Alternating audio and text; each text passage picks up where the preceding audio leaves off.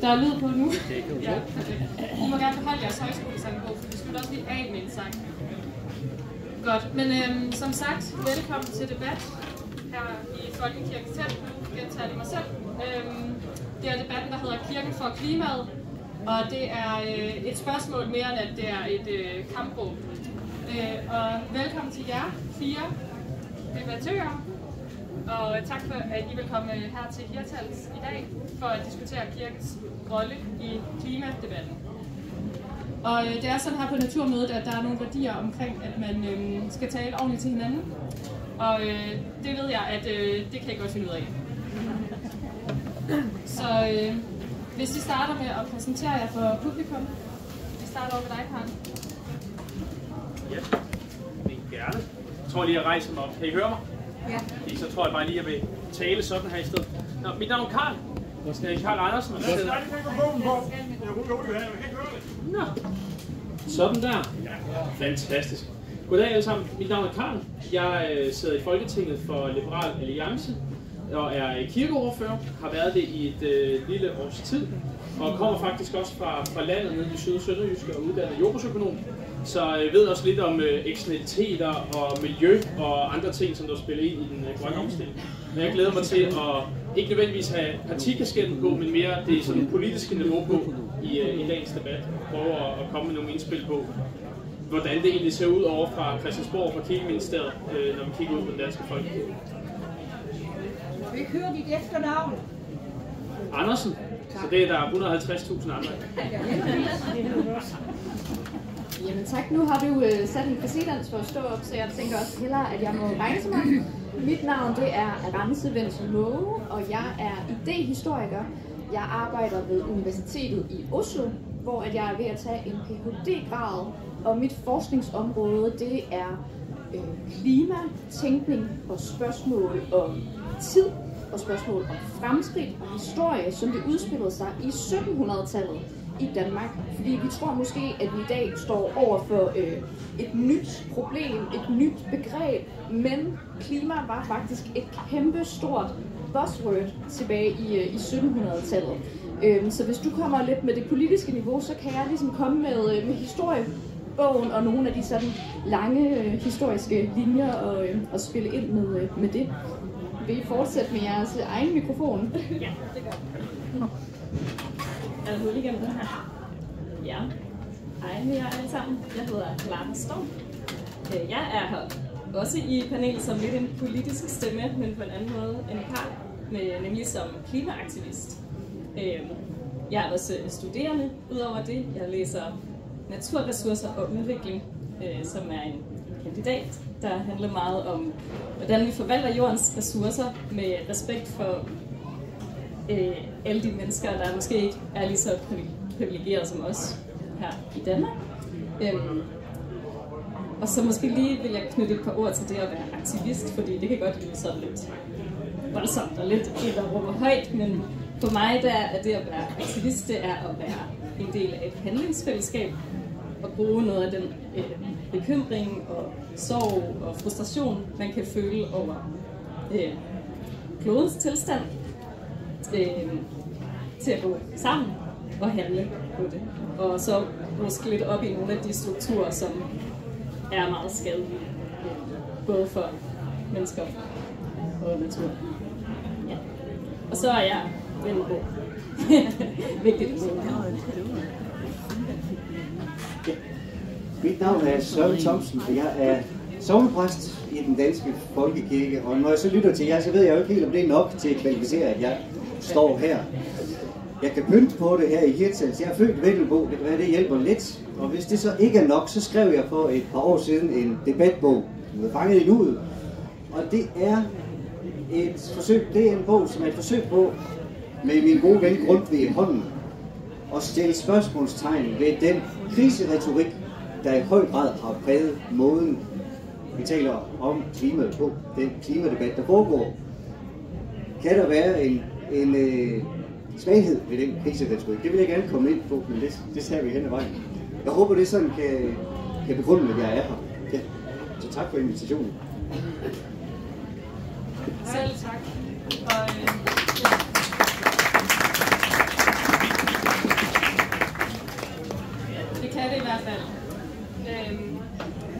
Det indledende spørgsmål, det er, hvilken rolle spiller kirken i klimadebatten? Og som i hver anden debat, så får I sådan et øjeblik til os lige at sådan skitsere, hvor hvilke tanker I har gjort jer om det spørgsmål. Og så tager vi ellers videre debat derfra. Og hvis I taler for længe, så afbryder jeg jer. Yes. Og det ved jeg ikke, Clara, om du vil begynde? Jo, det kunne jeg da godt tænke mig at sige et par ord om. Jeg tror, for mig, så kan kirken og kristendommen være en form for linse, man tager på af taknemmelighed og en åbning ind til at forstå verden på en anden måde end den, man bliver præsenteret for så mange andre steder, som måske handler om at præstere og konkurrere og være den bedste og den hurtigste og den rigeste. Så tror jeg mere, at kirken og troen kan ligesom være et sted, man kan være i med sin undren, apropos den her sang, vi lige så fint indledte med, at man kan gå rundt med store undrende øjne og ligesom have et sted at stille sine store spørgsmål. Ja. Tak for det. Når du så siger kirken, måske du kan komme lidt ind i det, Søren. Kirkens rolle i klimadebatten, og hvad der sådan kan definere kirke også i det her spørgsmål. Ja. Altså det jeg tænker, når kirkens rolle i klimadebatten, tænker jeg, det kommer lidt an på et andet spørgsmål også. Og det spørgsmål om kristendommen er til for naturens eller for menneskelivets skyld. Og kristendommen må være sag i kirken, det vil jeg sige som præst.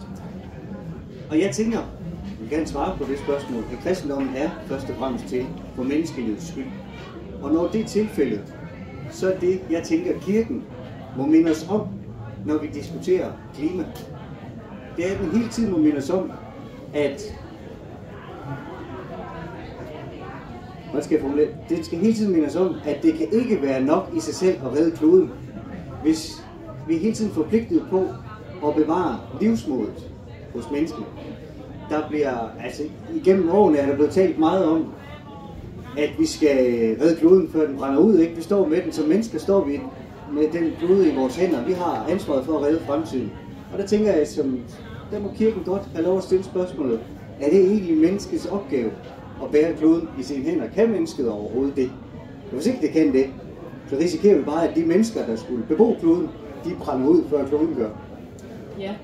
Clara, du får lov til lige at sige, hvad du havde lyst til at sige. Lige om lidt. Fordi vi skal lige have Karen først. Livsmod, blev der sagt. Hvad så som politiker, og måske en, der tager lidt mere sådan konkrete tiltag, hvad skulle det så være? Der er det vigtigste overhovedet som politiker, det er at slå fast, at folkekirken har ikke én stemme. Folkekirken har tusindvis af stemmer. Og det er noget af det, der er styrken ved den danske folkekirke, det er jo, at den bruger nedefra og op. Og at vi har menighedsråd, som der kan forkynde evangeliet på den måde, som de mener er hensigtsmæssige i de lokale sammenhænge, som de nogle gange har. Og der vil jeg også sige, at selvfølgelig har vi jo alle sammen en eller anden rolle at spille i den grønne omstilling, og hvad vi ellers kan gøre. Det kan man selvfølgelig også gøre igennem ens kirkelige engagement. Og der er jeg nok meget på hold med dig, hvor man jo siger, at min overbevisning er, at jeg synes, at kirkens rolle jo er at forkynde håb og det gode i mennesker, og ikke nødvendigvis være dømmende eller heller ikke være oppe på moralens høje hest nødvendigvis. Hvis vi bare alle sammen er samlet om, at vi er syndere og fejlbarlige, men gør det bedste, vi kan hver eneste dag, så skal det nok. Ja, og du har Rense, kirkens rolle i klimadebatten. Ja, jeg tror, at kirken kan have en rigtig vigtig rolle i kirkedebatten. Ikke nødvendigvis igennem det, den siger, dens forkyndelse, men fordi, at kirken er et sted, som jeg tror kan håndtere nogle utrolig store spørgsmål og nogle utrolig store størrelsesordner. Altså hele det her, altså den idé, at vi som mennesker, det vi som enkeltpersoner, som nationer, som generationer gør i vores liv, at det kan sætte spor på planeten, som man ligesom kan spore på et geologisk plan mange tusinder og 100.000 år ud i fremtiden. Det er ligesom, det er så stor en tanke, det er så stor et tidsspænd og en skala, at det kan være utrolig svært at handle på, dels politisk, men også alle mine historikere og kollegaer er blevet meget opmærksomme på i de seneste år, at klimaforandringerne er noget, som udfordrer simpelthen vores tidshorisont, den måde, vi tænker politik på, den måde, vi tænker vores liv på, at vi bliver nødt til ligesom at skalere op. Vi bliver nødt til at tænke større spænd, længere dybder. Og der tænker jeg, at kirken har en kapacitet og et vokabular der, som vi kan lære rigtig meget af, fordi det handler om utrolig store ting. Det handler om Gud, det handler om liv, det handler om død. Det er nogle enorme spændvidder og størrelser, som jeg tror, at kirken kan lære mange andre, så at sige, discipliner og funktioner rigtig meget af. Vi har brug for det her store, absolutte vokabular, som kirken kan tale i. Det tror jeg, at vi har brug for at få ud i andre afkrog af samfundet i de her år og i den her klimakamp. Yes, og det med vokabularet, det var lidt det, du var inde på, også med de ord og begreber, som man bruger i kirken. Du havde input til det også før? Jamen, jeg kunne bare lige til at tænke på det, du sagde her, Søren, med sådan, om kirken er for klimaet eller for mennesker. Jeg tror helt sikkert også, den er til for menneskerne. Og det er vigtigt også at holde sig for øje, at planeten vil jo stortrives, hvis menneskelig aktivitet ikke var her på den meget destruktive måde, den er lige nu. Det kan vi også se under coronakrisen, da meget trafik stoppede, så blomstrede det lige pludselig vildt, og dyrene havde lige pludselig plads til at udfolde deres liv. Ja. Så det er bare sådan, også hvor man placerer mennesket i hierarkiet, er også en interessant ting. Hvor vil du så placere mennesket i hierarkiet? Jamen, på lige fod med andre arter. Jeg tror, vi skal i hvert fald øve os i at lade være med at se os selv så meget som herskere, og mere som medspillere. Interessant. Der kan vi lige tage en Karl. Hvad siger du til det? Jeg vil stå her og sidestille menneskelig værdi med for eksempel en grises værdi. Alle liv har selvfølgelig værdi, men vi mennesker spiller jo en særlig rolle på jordkloden og har også en plads til at kunne forme i respekt med naturen selvfølgelig. Og der er vi jo faktisk også i Liberal Alliance enige i, at der måske er for lidt plads til natur og vild natur, sådan som det er i dag. Jeg vil egentlig gerne have mere plads til det. Man kan hurtigt komme til at gå i sådan mere teologisk vej, står jeg og snakker, ikke? Men altså mennesker er jo skabt i Guds billede, og derfor har vi selvfølgelig en særlig rolle her på jorden til at forvalte det skaberværk, som kloden og naturen nogle gange er. Godt. Og hvad siger du til det, Søren? Jeg tænker, at det kommer jo ofte frem det med, at vi har en tendens til at ville herske, ikke også? Og det trækker jo på nogle af de første linjer i vores Bibel og det gamle testamente, men det er måske også nogle få linjer ud af en sammenhæng. Og jeg tænker, hvis man læser hele første Mosebog, hele begyndelsen på det, så er det en fortælling om et menneske, der bliver sat i en verden. Og ja, der er et forsøg på at præge den verden, men der er så sandelig også en udleverethed til den verden og til de omgivelser, der er i naturen. Ikke? Altså, det er ikke mange kapitler, vi skal bladre frem, før at menneskeheden er truet af udryddelsen, ikke? Også fordi naturen arter sig med en stormflod. Så jeg vil sige, det er en forsimplet udgave af kristendomsfortællingen, eller den bibelske fortælling, hvis man tænker, at den taler for, at vi gør os til herskere over videnskaben. For jeg mener, det er lige så tydeligt i den bibelske fortælling, at vi er udleveret til, vi lever også på naturens vilkår. Der er noget, vi præger den, og vi bliver præget af den.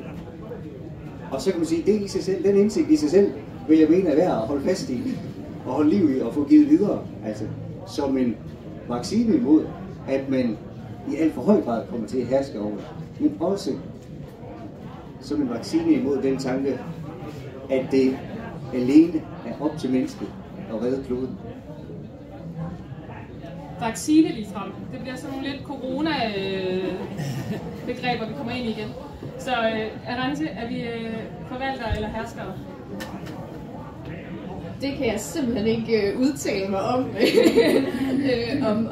om vi er det ene eller det andet, men jeg synes, den her refleksion, eller den her sådan over dobbeltheden, at vi både ligesom er udleveret til verden, og har, altså, vi kan gøre noget ved verden, og vi kan påvirkes af verden. Altså, den her dobbelthedserfaring, og spørgsmålet om, er det os, der påvirker klimaet, eller klimaet, der påvirker os, det er sindssygt relevant den dag i dag, men det er også en tanke, som går langt, rigtig langt tilbage i tid. Altså i midten af 1700-tallet, var der en masse danske intellektuelle, men også rigtig mange danske præster, som tænkte utrolig meget over det her. Klimabegrebet var helt utroligt stort, og en meget fremherskende teori var faktisk den, at jamen, mennesket skaber klimaforandringer. Der var mange, der havde en klar idé om, at Danmark var blevet et varmere land at leve i. Der var ikke nogen idé om drivhusgasser og CO2, men man kunne simpelthen se, at vi har simpelthen ikke så mange træer i Danmark, som man havde engang. Og så tænkte man, jamen, så må vi have blevet varmere, fordi så når solen stråler ligesom hurtigere ned på jorden og varmer den her mere op. Så hvad gør vi ved den viden, den indflydelse, vi ligesom har på naturen? Hvor langt går den? Der var også en masse andre teorier, som handlede om, hvordan at klimaet påvirkede, hvordan vi er som mennesker.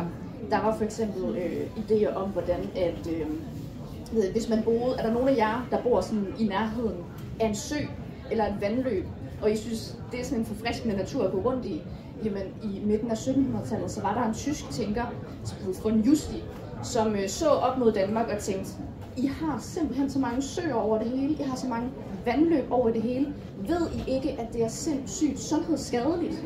Alle de våde, fugtige dunster, der driver op af vandet, gør jo folk syge og gør dem luddovne, så de ikke kan arbejde. Så det var, jeg kom bare til at tænke på, at det her noget, du siger, vaccine-corona-retorik. I dag er klimabegrebet blevet sådan en ret abstrakt størrelse. Det handler om globale vejrsystemer, og det er noget, der skal måles over mange år. Men klimabegrebet har en utrolig lang historie, og i gamle dage, særligt tilbage på 1700-tallet, så var det meget mere lokalt, og det var meget mere sådan tæt knyttet på kroppen. Klimaet, det var det, der ligesom påvirkede den menneskelige krop. Så der var sådan lidt en mere umiddelbar forbindelse, som måske også kan være lidt interessant at tænke tilbage til, om vi skal prøve sådan, kan man få et mere lokalt, et mere umiddelbart klimabegreb, og kan det måske føre til mere handling? Yes, tilbage til nutiden. Klima. Hvordan skal kirken forkynde klimaet for, at det sådan når ud til den brede befolkning, mener du? Ja, undskyld, Clara. Der kommer fra den ungdomsbevægelse.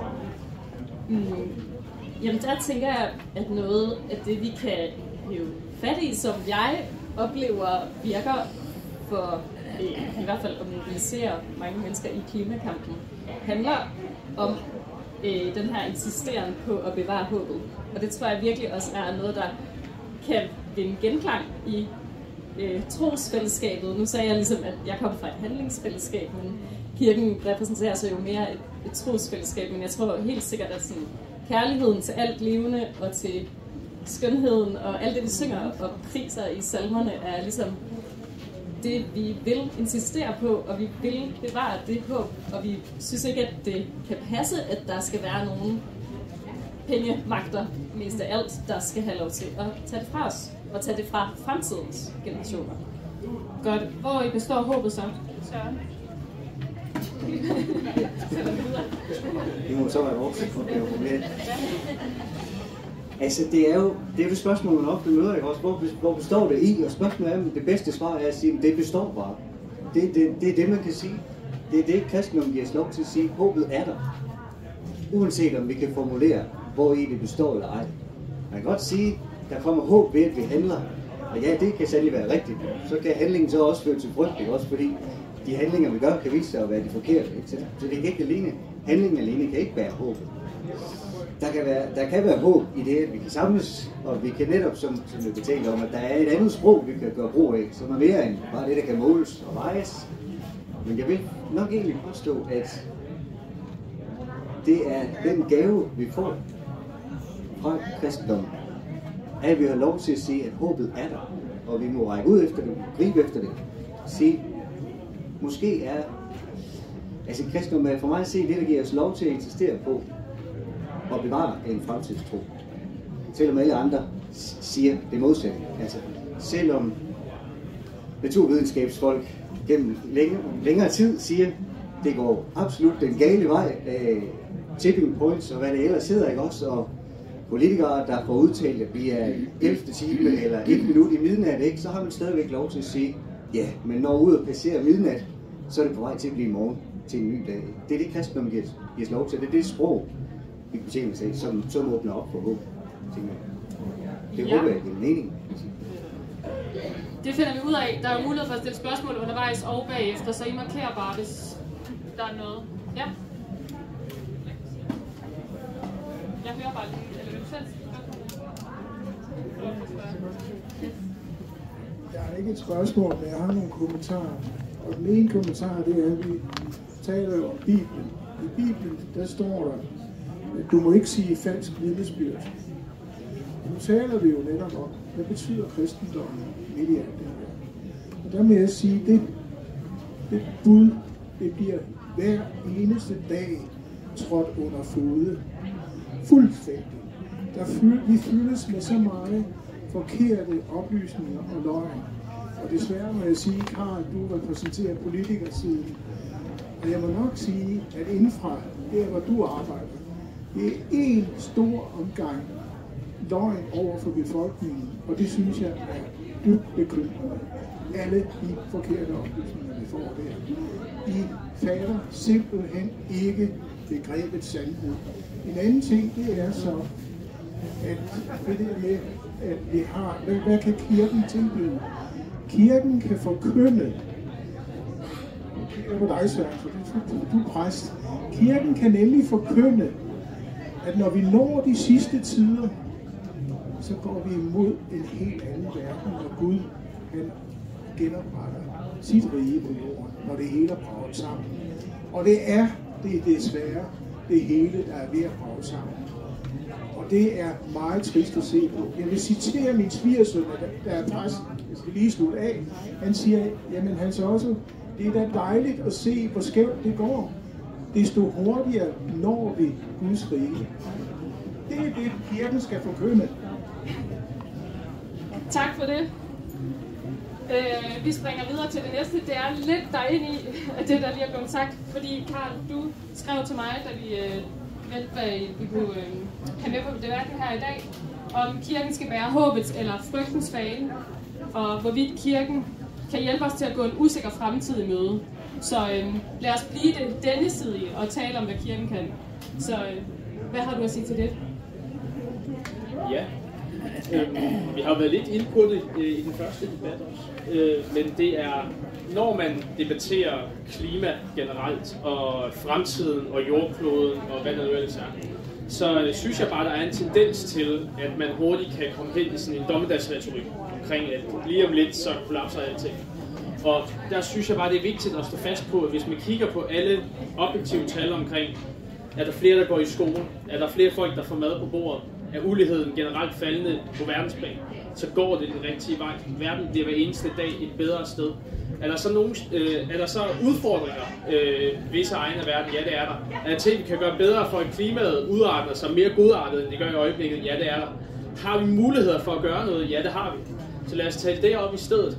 Og der er det bare, at jeg, som vi egentlig har debatteret meget her og talt om, at man kan godt se trofællesskaber, også folkekirken, som et sted, hvor man netop kan tale håbet op, hvor når man passerer midnat, så kommer der en ny dag, og alle har muligheder for at gribe egen barm og gøre noget, og gøre det så godt som de kan. Så det er bare en opfordring til, at kirken i hvert fald ikke bliver det sted, hvor der er dommedagsprofeti. Ja, nu ved jeg ikke, om der er om det lige har skabt eftertryk hos nogle af jer, fordi kirken skal den opildne eller trøste i forhold til klimaproblematikken? Ja, altså jeg tror, jeg støder mig lidt på de her enten-eller spørgsmål. Ja. Også fordi det her, det handler om, hvad kirken skal. Det handler ikke om, hvad Gud skal, eller hvad Jesus skal, men hvad kirken skal. Og for mig at se, det er måske også lidt gratis, fordi jeg er hverken er præst eller politiker. Men med det spørgsmål, vi fik tidligere i mente, så tænker jeg, at kirken består af mennesker. Og jeg tror ikke, mennesker kan overskue hele sandheden.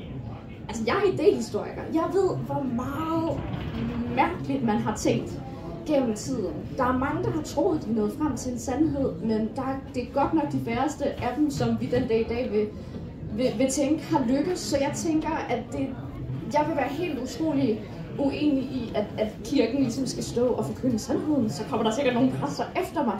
Men jeg tror på en eller anden måde, at kirken kan være det sted, hvor vi kan gå hen som mennesker, der står i den her situation, den her erkendelse af, shit mand, vi stiller noget op med naturen, vi ikke kan overskue, og vi har ikke hele sandheden. Vi prøver, vi forsker, vi tager egne private valg, vi står og køber en lokal agurk i supermarkedet, men hvor meget gør det egentlig? Vi kan som mennesker ikke overskue sandheden, og hvor går vi hen med den usikkerhed, med den frustration. Det er det, jeg synes, kirken kan bidrage med her, og derfor så skal vi bort fra de her enten-eller spørgsmål, om det er håb eller opildning. Vi skal have alt det, der er altså midt imellem enten-eller. Vi skal have både og vi skal have forvirring, og vi skal have tvivl. Så kommer du efter at rense, når hun siger, som hun gør. Altså først vil jeg sige, at det er jo, du må sådan set lige så meget som en præst eller som en hvilken som helst anden sige noget om, hvad kirken skal. Det er vores kirken, ikke? Det gælder os alle sammen. Så det har du fuldt lov til, og det synes jeg er en vigtig pointe at få frem. Og jeg tænker egentlig lidt i forlængelse af, hvad du siger, at det er jo sjovt, at når spørgsmålet, skal kirken bære håbens eller frygtens fane, ikke? Så er det jo lige pludselig en krigsmetaforik, vi er inde i, ikke? Altså, fanebæren, der flytter trop for et eller andet. Og jeg vil sige, det tænker jeg også på forhånd, er det et spørgsmål, som er det enten eller? Du har talt lidt om 1700-tallet, ikke? Hvis vi går til slutningen af det, 1783, så bliver Grundtvig født, og få år senere, 1789, så er der revolution i Frankrig. Og hvis der var en historisk begivenhed, som virkelig optog Grundtvig ind i 1800-tallet, og som han blev ved med at vende tilbage til og sige, hvad vi kan lære af den der, så var det den franske revolution og begivenheden omkring Napoleon. På et tidspunkt i 1830'erne siger Grundtvig, at hvis der er én ting, vi virkelig kan lære af det, eller det er noget af det, vi kan lære af det, siger han, det er et genialt eksempel, helt sådan formulerer han til nok ikke, men det er et rigtig godt eksempel til at give os, til at oplyse om både grunden til håb og grunden til frygt. Fordi begivenhederne op til den franske revolution viser jo, at når mennesker går sammen om det, de er utilfredse med, så kan de skabe forandringen, ikke? Så kan de forvente den enevældige regent af tronen. Men det giver sandelig også anledning til frygt, siger Grundtvig så. Fordi en ting er, at man fik ham fjernet af vejen, som man var træt af. Men når man samtidig ikke vidste, hvor man var vel hen, så fik man egentlig bare en lige så tyrannisk kejser. Så trumfer han den Grundtvig og siger, dog har historien, og der går han meget langt tilbage, siger, historien har set ret mange tyranner, set dem hærge, set dem erobre land, set dem præge, men den har aldrig set en af dem nå i mål. Og det er da sandelig også noget, der kan give håb. Også i dag, tænker jeg, den indsigt. Ikke? Men det er bare for at knytte til, at det, jeg synes, man kan bruge Grundtvig til i den sammenhæng, som en repræsentant for kirken, det er jo at spænde teltpælene ud, så vi har noget at være under, ikke? Og det er at sætte frygt i det ene hjørne og håb i den anden hjørne, ikke? Eller sætte liv i det ene hjørne og død i den anden hjørne, fordi det er ikke de spændingsfelter derimellem. Det er der mennesker lever. Det er der menneskelivet leves, ikke? For mig at se, er det en ret vigtig opgave for kirken at blive ved med at holde liv i det spændingsfelt, hvor menneskelivet leves. Hvis det bliver for ensidigt, hvis det kun bliver kriseretorik, det er kun frygt, så spænder vi bare teltdugen sammen, ikke? Så bliver vi klemt sammen, og til sidst så har vi ikke noget tag overhovedet. Vi falder sammen. Så vi har brug for at holde liv i de modsætninger. Revolution. Nu sagde du var handlingsorienteret, Clara. Hvad vil du sige til det så?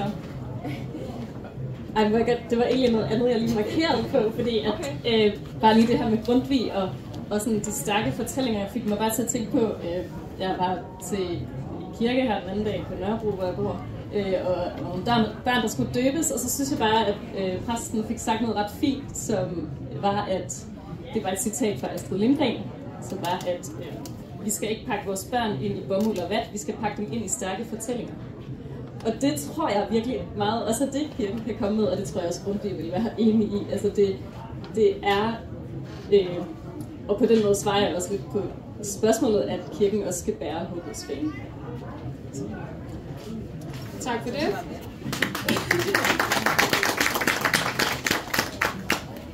Godt, så håbets fane. Og alligevel så taler vi om klima- og kriseretorik. Søren, det var noget af det, du har skrevet om. Hvad er så modsvaret til? Må jeg få lov at sige noget med det? Ja. Altså, Karen, du var også inde på det, men man skal bør undgå, mener du, dommedagsretorikken, ikke? Og der er måske nogle gange skal man også gribe i egen barm. Så historisk, hvem har så været gode til at føre dommedagsretorik for dagen? Jeg har kirken. Ikke?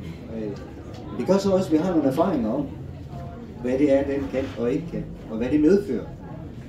Og den erfaring mener jeg godt, man må bringe på banen. Måske som en advarsel til dem, der vil betjene sig af den nu. Hvad er måske det eneste sådan helt sikre, vi kan sige om dommedag, det er, at den har det med at vente på sig. Det kommer sjældent der, hvor vi har forudset. Og det mener jeg også, det er egentlig en væsentlig nok indsigt at give videre til hinanden og til næste generation. At der, hvor vi tror, at vi kan sætte dato på den, der går vi som regel galt i byen. Og så er den medfører dommedagsretorikken. Fordi det er en religiøs retorik, vil jeg mene. Så medfører den også ofte et skel mellem mennesker. Når først bliver åbnet op for dommedagsretorik, begynder der også ofte at komme et ønske om at ville skille for fra bukken. I klimadebattens sammenhæng synes jeg, der har været en lidt ærgerlig tendens til, at der bliver sat et skel op mellem dem, der repræsenterer håbet. Det har så i manges optik været de unge, som protesterer. De får så lov at bære håbets fane, ikke? Det pålægger man dem. De skal finde løsningerne. Og så er der nogen, som er lidt modvillige og stiller sig op og siger, er det nu hele sandheden og sådan noget. De bliver så dem, der repræsenterer frygt, fordi de vil ikke acceptere klimadagsordenen. De forhaler det hele og er med til at ødelægge det. Og så bliver klimadebatten en polariserende debat, i stedet for at være noget, der egentlig godt burde kunne samle os. For hvis det er spørgsmålet om vores eksistensgrundlag, der er på spil, så burde det være noget, vi alle sammen er lige meget præget af, eller lige meget udleveret til.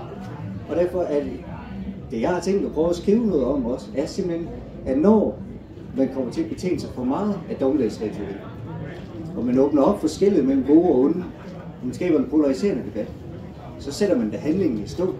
Og så går vi i stedet for i gang med at diskutere, hvem er gode og hvem er onde, i stedet for hvad vi kan gøre. Yes. Tak for det.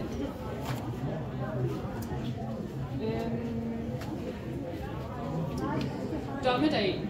Nu er der ikke sat en dato for det. Så hvis vi forestiller os, at der stadig er noget fremtid, hvor vi skal være her, så var der også et spørgsmål fra en af jer om, hvem vores næste er i en global krise.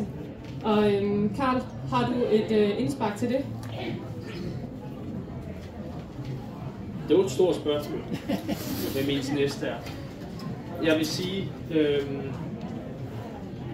jeg tror, man kan komme rigtig langt, hvis man hjælper de folk, som der er. Altså, man har den største moralske ansvar for de folk, der er nærmest og ens tættest på.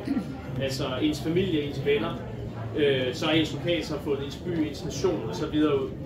Og hvis alle mennesker har det udgangspunkt, så kommer vi også til altså globalt at have det bedre. Det er lettere at være storsindet over for folk, som man også har en relation til, end over for folk, som man slet ikke har nogen, for eksempel sproglig, kulturel eller personlig relation til. Så altså, det er ens nære omgangskreds i udgangspunktet.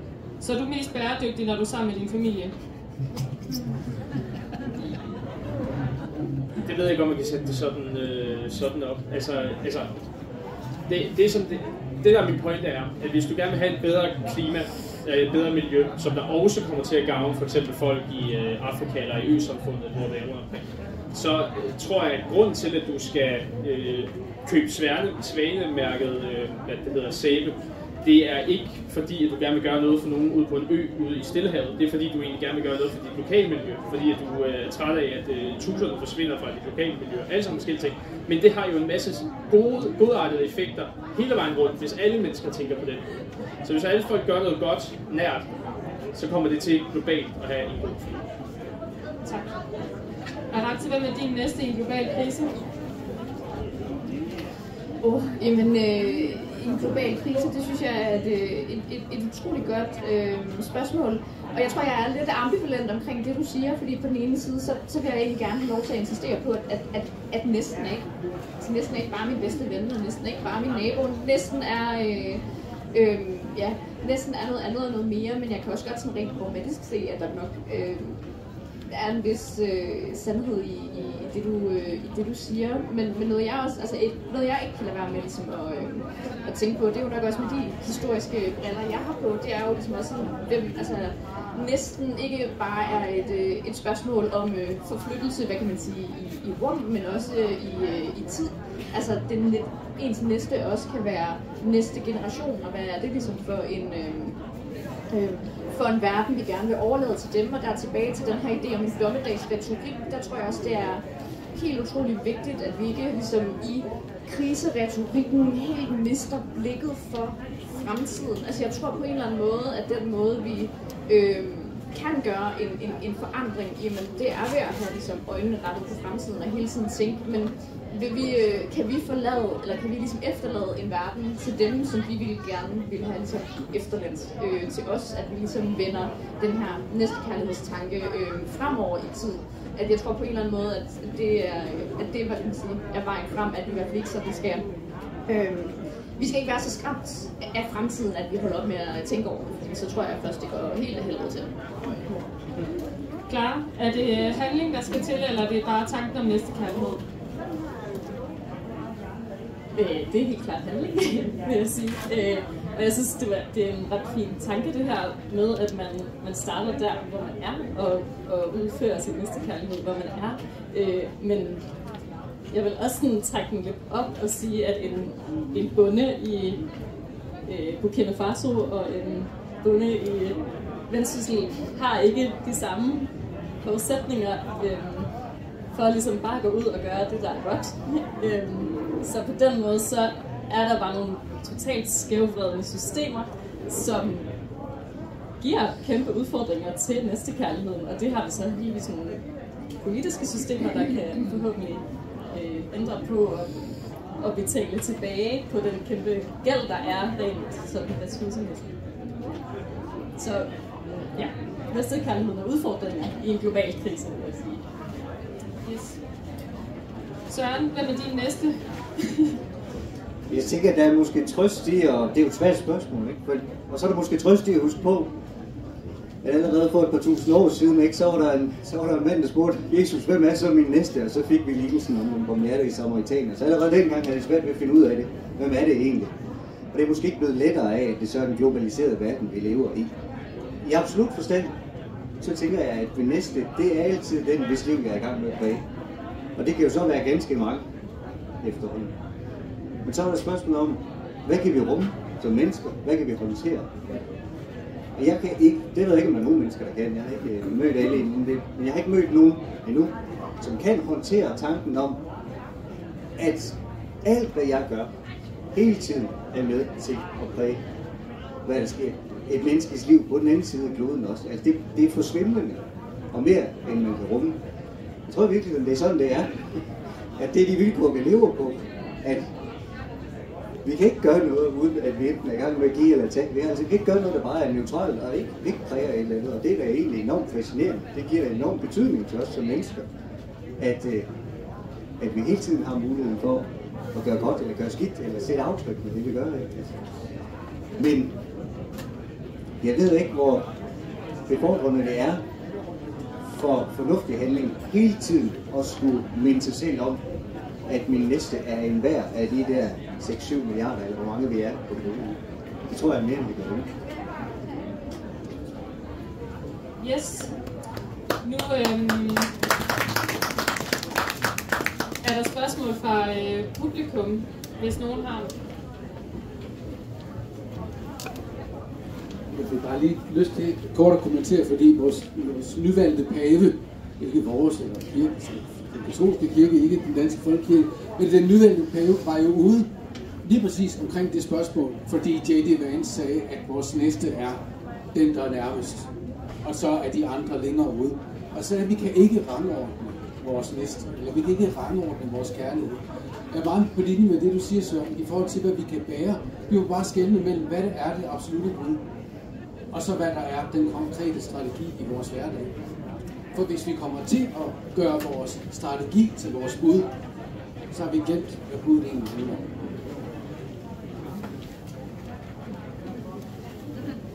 Tak for det. Der var lige en mere her.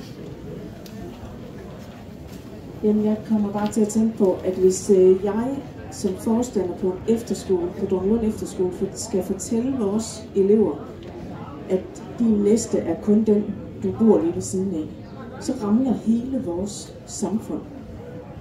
Altså, hvis de skal få at vide, at du skal kun koncentrere dig om den mulige, eller den, du sidder og spiser ved siden af, du skal ikke koncentrere dig om andre, så får vi en total øget egoisme, som jo bor i de unge mennesker, fordi vi har fået den egoisme i mange år nu. Så jeg har bare virkelig, virkelig brug for, at der er nogen af jer, som står frem her også til debat, at I nuancerer håbets sprog, sådan at det også bliver for unge, og så det ikke kun kommer til at handle om, eller hvordan kan I gøre det, så det ikke kun kommer til at handle om, at den næste er ens nærmeste, for så bliver man bare utrolig indelukket. Har I noget input til det? Hvordan I kan formidle det videre til unge? Er I til? Ja, jamen tak for et virkelig godt spørgsmål, og jeg ved ikke om jeg kommer egentlig med et svar, men måske i virkeligheden sådan en tænken videre, at fordi eller du ved ikke, jeg kunne godt forestille mig, at unge den dag i dag måske i virkeligheden er meget bedre til det end os, fordi de er forbundet på en helt anden måde. Altså der er også noget sådan, der er noget ligesom konkret i næsten. Så kunne Jesus sige, jamen hvem er de næste? Jamen det er det næste. Der er en lignelse, en barmhjertig samaritaner, men de er jo ligesom er connected online med hele verden på en helt anden måde. Så jeg tror måske, og jeg ved ikke, hvordan man konkret kunne gøre det, men jeg tænker, at der måske i virkeligheden blandt de unge, sådan kvæg deres sådan teknologiske forbundenhed, er et helt utroligt potentiale til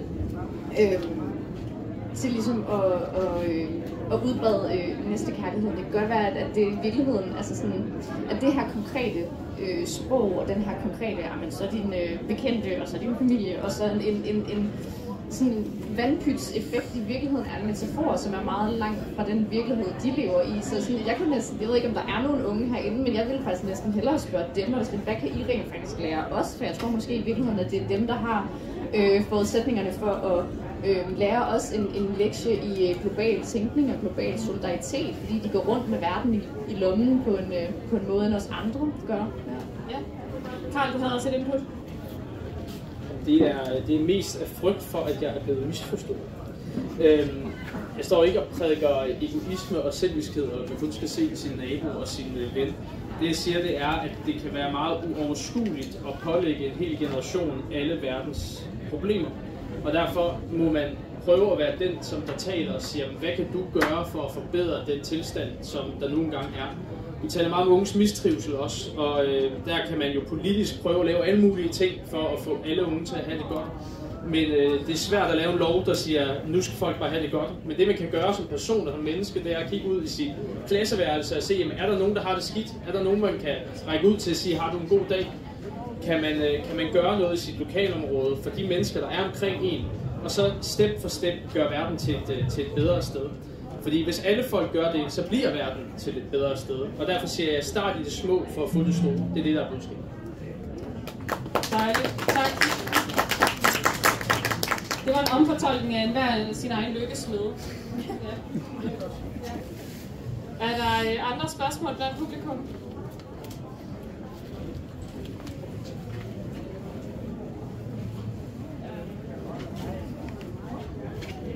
Der bliver talt meget om åndelig oprustning for tiden, så jeg kunne godt tænke mig at høre jeres bud på, hvad det er, og om det er behjælpeligt i denne situation. Er det at gå mere i kirke?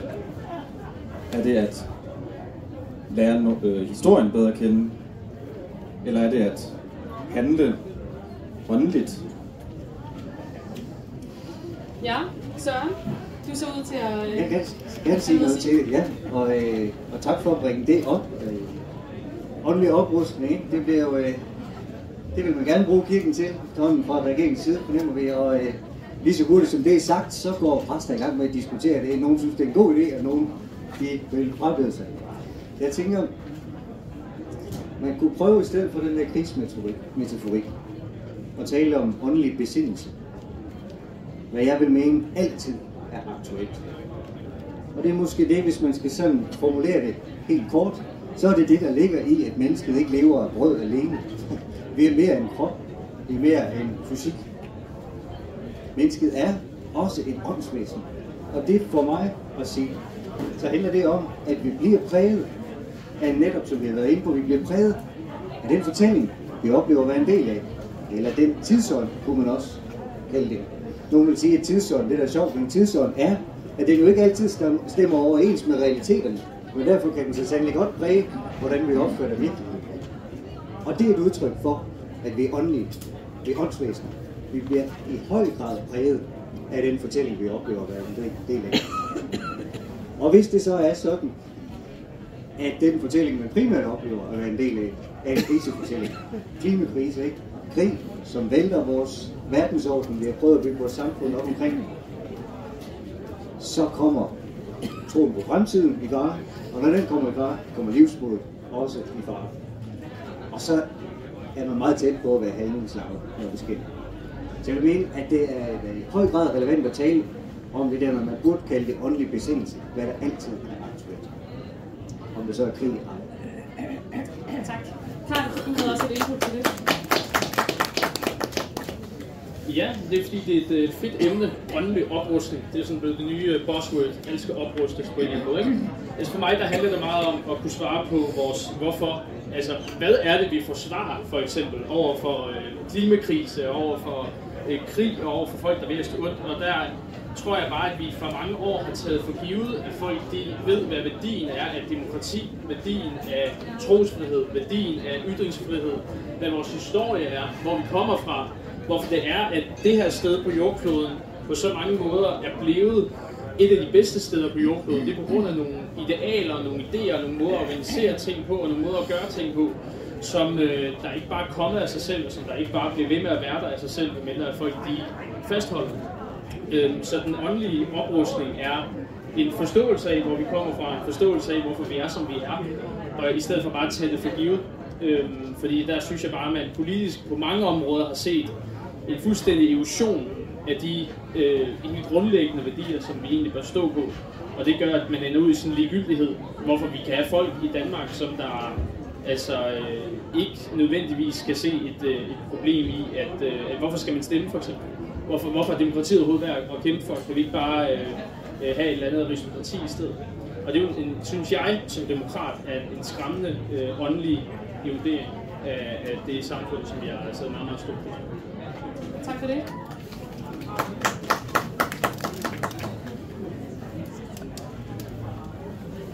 Jeg vil bare lige sige tilbage til det med, hvem er ens næste. Så vi kan godt fortsætte med den her bagefter. Jeg tror bare, vi må holde fast i også inden for kristendommen, at ens næste er en værd. Også den, du ikke kan lide. Også den, du væmmes ved. Til med din fjende.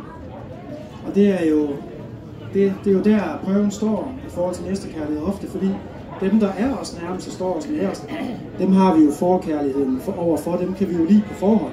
Og godt og ondt, rigtig nok. Familie og så videre kan vi også være uvenner med, men der er der en anden type kærlighed på forhånd. Problemet er jo, når vi står over for en, der er langt væk, altså den fjerneste, den nærmeste, den fjerneste. Så jeg synes, at det er et point, vi skal have med. herfra. Jeg har været præst her i Hirtshals. Fantastisk. Tak. Vi slutter af med en sang, men først skal vi lige give et hånd til Søren, Clara, Arantxa og Karl.